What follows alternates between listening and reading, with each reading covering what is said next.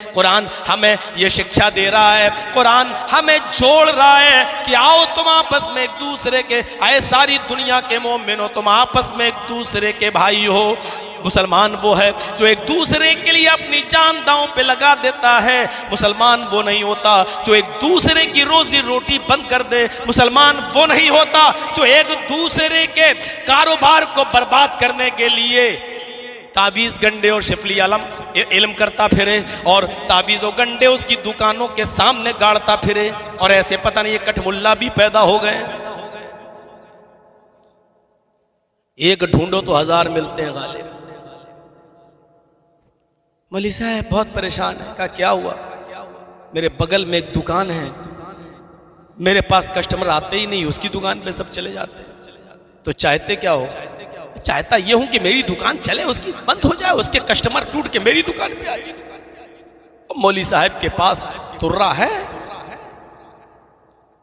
हम जैसे लोग 10 साल मदरसों में पढ़े, आज तक कोई कुरान की आयत ऐसी नहीं मिली कि दूसरे की दुकान बर्बाद हो जाए, तेरी चले जाए।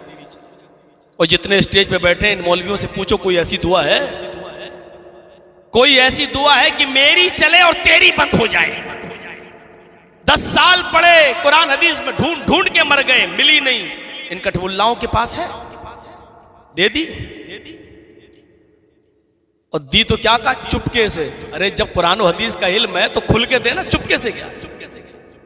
चुपके से रात में जब सब सो रहे हो तब तू जाना और उसकी दुकान के सामने गड्ढा खोद के इस ताबीज को गाड़ देना।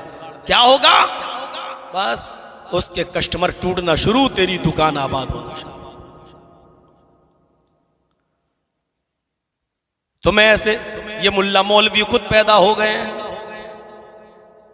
ये वो मौलवी हैं जो मस्जिदों में इमामत करते हैं। ये वो मौलवी हैं जो 5 टाइम की नमाज पढ़ाते हैं।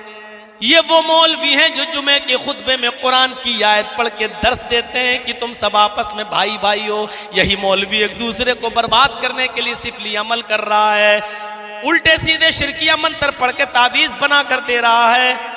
हमें ऐसी कोई दुआ तो नहीं मिली, लेकिन हाँ हमने कुरान और हदीस में ऐसे बहुत से अमलियात देखे हैं। अल्लाह के रसूल ने ये बताया है कि ये अमल करो तो तुम्हारी भी दुकान चलेगी, तुम्हारे पड़ोसी की भी चलेगी। नबी अकरम ने हमें ये नहीं बताया कि किसी को बर्बाद करके आबाद बनो, आबाद हो जाओ। नबी ने ऐसे अमल बताए कि तुम्हारी भी दुकान चले, उसकी भी चले, और उस पर अमल करके सहाबा ने दिखाया। एक सहाबी है, कपड़े की दुकान है, कपड़ा बेचते हैं। उनके पड़ोस में भी एक सहाबी हैं, उनके भी कपड़े की दुकान है, वो भी कपड़ा बेच रहे हैं। एक सहाबी हैं, इनकी दुकान में सुबह एक कस्टमर आया, कपड़ा बिक गया। एक आया दोपहर में कपड़ा बिक गया। एक आया शाम को असर के बाद कपड़ा बिक गया। उन्होंने 3 कपड़े बेच दिए, लेकिन उनकी नजर है मेरे भाई का एक भी कपड़ा नहीं बिका।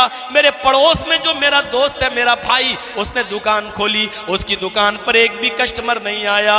मेरे पास इतनी इनकम हो चुकी है कि मेरी बीवी, मेरे बच्चे, आज का चूल्हा जल जाएगा और खाना खा लेंगे, लेकिन अब फिक्र हो रही है तो मेरे भाई का चूल्हा कैसे जलेगा। एक और कस्टमर आता है और कहता भाई कपड़ा दे दो।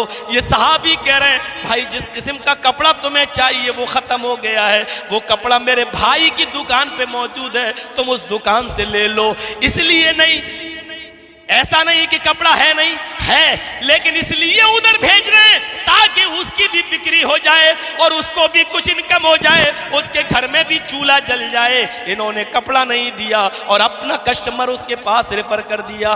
मेरे प्यारे साथियों, हमें जनाब मोहम्मद रसूलुल्लाह ये तालीम दे रहे हैं और ये पैगाम हमें देकर गए। एक दूसरे की हमदर्दी हमारे दिलों में होना चाहिए। यहाँ तो हमने कभी सोचा भी नहीं, हमने कभी जुर्रत भी नहीं हुई कि हम इस तरीके का कोई कारनामा अंजाम दें, लेकिन मुसलमान हैं। मजाल है कि कोई हमें काफिर कहकर तो देखे। मजाल है मेरे भाइयों, आज हम जिस दौर से गुजर रहे हैं ये इतना नागुफ्ता बेदौर है कि जिसके बारे में तस्करा करना भी सही नहीं है। मेरे भाइयों, इशारा करना भी गलत है। आप जान रहे हो जो बोल रहा है वही अंदर जा रहा है।